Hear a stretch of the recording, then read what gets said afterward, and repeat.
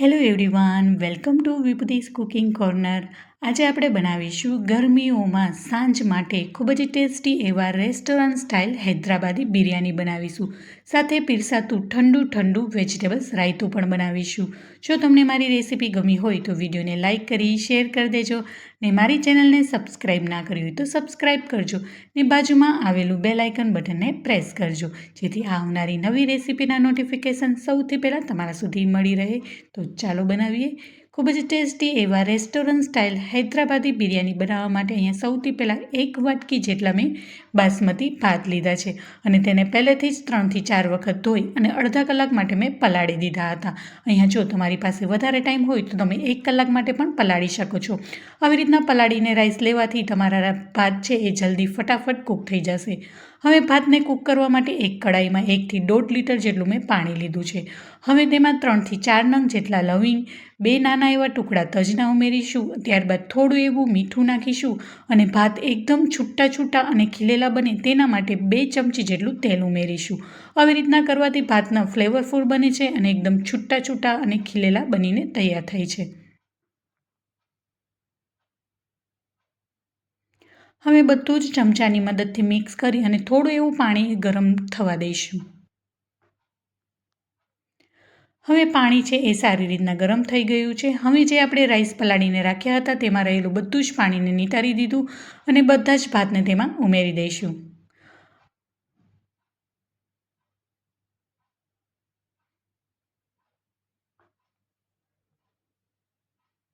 હવે ભાતને ઉમેર્યા બાદ એને ચમચાની મદદથી મિક્સ કરી અને એક બોઇલ આવે ત્યાં સુધી એને ઢાંકણ ઢાંકી અને થવા દઈશું.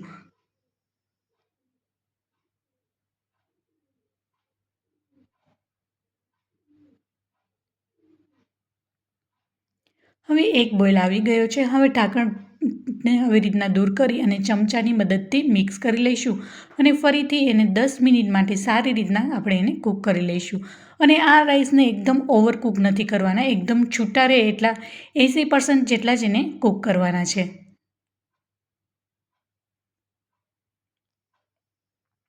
હવે 10 મિનિટ બાદ તમે જોઈ શકો છો રાઈસ છે એ સારી રીતના કૂક થઈ ગયા છે. હવે એને કોઈ પણ કાણાવાળા વાસણમાં કે પછી ચાયણીમાં સારી રીતના નિતારી લઈશું અને અડધો કલાક માટે કે કલાક માટે ઠંડુ થવા દઈશું. ત્યાં સુધીમાં આપણે બિરયાની સાથે પીરસાતું રાયતું બનાવીશું. તો તેના માટે એક મોટા બાઉલમાં 3 થી 4 ચમચા જેટલું એકદમ જાડું એવું દહીં લઈશું.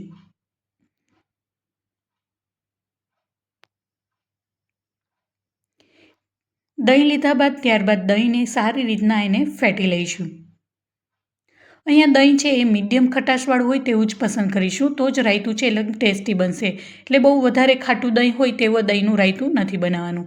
હવે 1 બાય 1 બધા જ વેજીટેબલ્સ ઉમેરીશું. તો અહીંયા સૌથી પહેલાં એકદમ ઝીણી બારીક સમારેલી 3 ચમચી જેટલી ડુંગળી લીધી છે, 3 ચમચી જેટલી ઝીણી સમારેલી કાકડી અને એકદમ ઝીણું બારીક સમારેલા 1 નંગ જેટલું મેં ટામેટું લીધું છે અને ત્યારબાદ 1 નંગ જેટલું ઝીણું મીડિયમ તીખાસવાળું લીલું મરચું લીધું છે. હવે તેને પણ તેમાં ઉમેરી દઈશું. ત્યારબાદ સ્વાદ પ્રમાણે મીઠું નાખીશું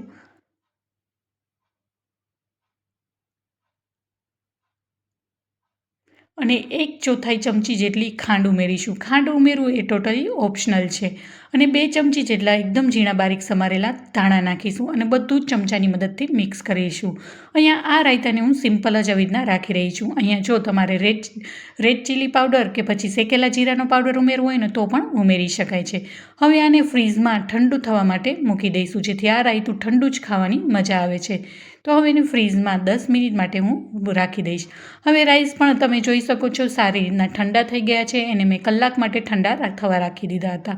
હવે અહીંયા 1 બાઉલ જેટલી મેં બ્લાન્ચ કરેલી અને એકદમ મિક્સર જારમાં પ્યુરી કરી લીધી છે, તેની પેસ્ટ છે. અને અહીંયા મેં વેજીટેબલ્સને પહેલેથી જ બોઇલ કરીને લીધા છે. તો વેજીટેબલ્સમાં ઝીણું સમારેલું ફ્લાવર, ગાજર અને લીલા વટાણા લીધા છે. અહીંયા તમે કોઈ પણ મનગમતા વેજીટેબલ્સ લઈ શકો છો. હવે આપણે અહીંયા એક કડાઈમાં 1 ચમચી જેટલું દેશી ઘી લીધું છે અને 5 થી 6 ચમચી જેટલું તેલ લઈશું અને બંનેને સારી રીતના ગરમ થવા દઈશું.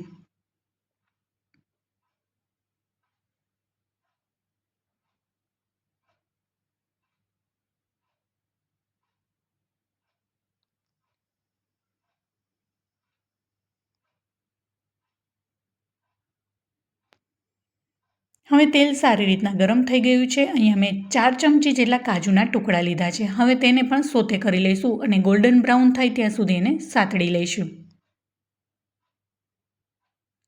હવે મસ્ત એવો ગોલ્ડન બ્રાઉન કલર આવી ગયો છે. હવે કાજુના ટુકડાને આપણે એક બાઉલમાં કાઢી લઈએ.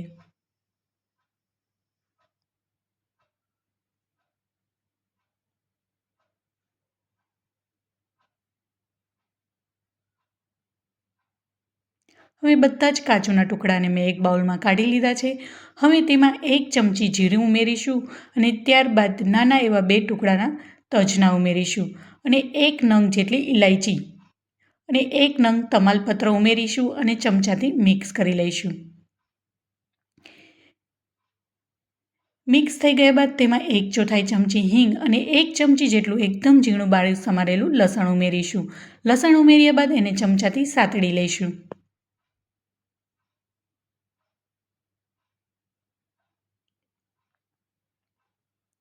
હવે સતળાઈ ગયા બાદ અહીંયા 2 નંગ જેટલી મેં ડુંગળી લીધી છે. અહીંયા ડુંગળીને લાંબી સ્લાઇસમાં મેં કટ કરી લીધી છે. હવે ચમચાથી મિક્સ કરી લઈશું અને ડુંગળીનો કલર જલ્દી આવે અને જલ્દી ડુંગળી કૂક થઈ જાય તેના માટે 1 થી 2 ચપટી જેટલું મીઠું ઉમેરીશું અને બ્રાઉન કલર આવે ત્યાં સુધી આપણે ડુંગળીને સોતે કરીશું. ને આવી રીતના ચમચાની મદદથી મિક્સ કરીશું અને ડુંગળી જેમ સોતે થતી જશે તેમ આવી રીતના ડુંગળીની સ્લાઇસના અંદરથી છૂટી થતી જશે અને બદામી કલર આવે ત્યાં સુધી એને ચમચાથી મિક્સ કરી લઈશું અને ત્યાં સુધી તેને કૂક કરીશું. હવે તમે જોઈ શકો છો લાઇટ મસ્ત બદામી કલર આવી ગયો છે. ડુંગળી સારી રીતના સતળાઈ ગઈ છે. આવી રીતના ડુંગળી વ્યવસ્થિત રીતે સતળાઈ હશે તો બિરયાનીમાં ખૂબ જ સરસ એવો ટેસ્ટ આવશે. હવે અહીંયા 1 નંગ જેટલું ઝીણું સમારેલું લીલું મરચું અને મીડિયમ સાઇઝનું એટલે કે નાનું એવું ઝીણું સમારેલું મેં ટામેટું લીધું છે. અહીંયા ટામેટું નાખવું એ ટોટલી ઓપ્શનલ છે. હવે અહીંયા અડધા નંગ જેટલું ઝીણું બારીક સમારેલું કેપ્સિકમ ઉમેરી અને ચમચાની મદદથી મિક્સ કરીને સાતળી લઈશું. હવે ત્યારબાદ 1 બાય 1 બધા જ વેજીટેબલ્સને ઉમેરીશું. તો અહીંયા વેજીટેબલ્સમાં મેં માત્ર ફ્લાવર, ગાજર અને લીલા વટાણાનો જ ઉપયોગ કર્યો છે. તમે કોઈ પણ મનગમતા વેજીટેબલ્સ લઈ શકો છો. બ્રોકલી પણ લઈ શકો છો. તેનાથી પણ ખૂબ જ સરસ એવો ટેસ્ટ આવે છે. હવે બધા જ વેજીટેબલ્સને ચમચાની મદદથી મિક્સ કરી અને થોડીવાર માટે એને સોતે કરી લઈશું. ત્યારબાદ તેમાં બધા જ મસાલા ઉમેરીશું. તો હવે વેજીટેબલ્સના ભાગનું થોડું એવું એટલે કે સ્વાદ પ્રમાણે મીઠું ઉમેરીશું.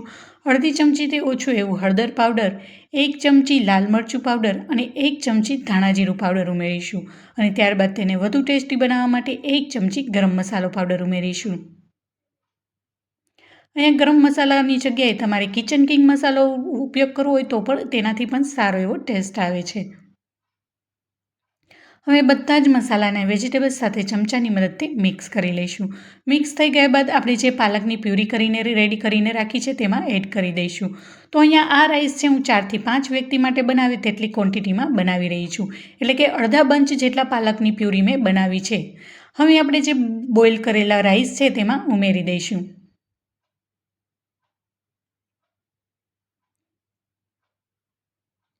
ત્યારબાદ એમાં રાઈસના ભાગનું થોડું એવું આપણે સ્વાદ પ્રમાણે મીઠું ઉમેરીશું અને ત્યારબાદ 3 ચમચી જેટલા ઝીણા સમારેલા લીલા ધાણા ઉમેરીશું. હવે બધા રાઈસને વેજીટેબલ્સ સાથે ખૂબ જ હળવા હાથે સારી રીતના મિક્સ કરી લઈશું. હવે આપણે જે ફ્રાય કરેલા કાજુના ટુકડા છે તેના ઉપર આપણે આવી રીતના એડ કરી દઈશું અને કાજુના ટુકડા આવી રીતના ફ્રાય કરીને નાખવાથી ખૂબ જ સરસ એવા બિરયાનીમાં ટેસ્ટ આવે છે. તો ચોક્કસથી આ બિરયાની ટ્રાય કરવા જેવી છે. તમે ઘરે બનાવજો. ગરમીઓમાં સાંજે શું જમવામાં બનવું પ્રશ્ન થતો હોય તો ચોક્કસથી આ ટ્રાય કરવા જેવી રેસીપી છે. ઘરમાં બધાને ભાવશે અને તેની સાથે પીરસાતું રાયતું તેના ટેસ્ટની તો વાત જ શું પૂછવી. એકદમ ઠંડુ ઠંડુ ખાવાની તો બહુ જ મજા પડી જાય છે. તો હવે અહીંયા કાજુના ટુકડાને મેં ઉમેરી દીધા છે અને આવી રીતના ચમચાની મદદથી એકદમ હળવા હાથે સારી રીતના મિક્સ કરી લઈશું.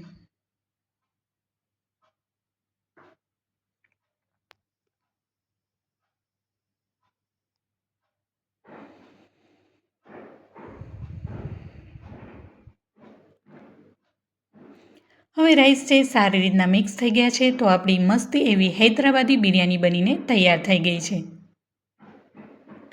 હવે હવે આપણે તમે જોઈ શકો છો એકદમ છૂટા છૂટા રાઈસ બન્યા છે, જરા પણ એકદમ ભેગા નથી થયા.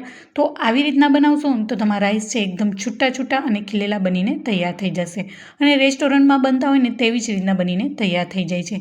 હવે આપણે બિરયાનીને સર્વ કરીશું. તો સર્વ કરવા માટે અહીંયા મેં પ્લેટ લીધી છે અને બિરયાનીને આપણે સર્વ કરીશું. હવે ઉપરથી એકદમ ઝીણા બારીક સમારેલા લીલા ધાણા એડ કરીશું. તો તેની સાથે પીરસાતું ઠંડુ ઠંડુ વેજીટેબલ્સ રાયતું પણ પીરસી લઈશું. તો આ રાયતું છે આ બિરયાની સાથે ખૂબ જ એવું ટેસ્ટી લાગે છે. તેમાં પણ ઠંડુ ઠંડુ પીરસવાથી ખૂબ જ ટેસ્ટી એવું બનીને તૈયાર થાય છે. અહીંયા તમે બુંદી રાયતું અથવા તો કાકડીનું રાયતું પણ લઈ શકો છો. મેં વેજીટેબલ્સ રાયતું લીધું છે, તેનાથી ખૂબ જ સરસ એવો ટેસ્ટી આવે છે.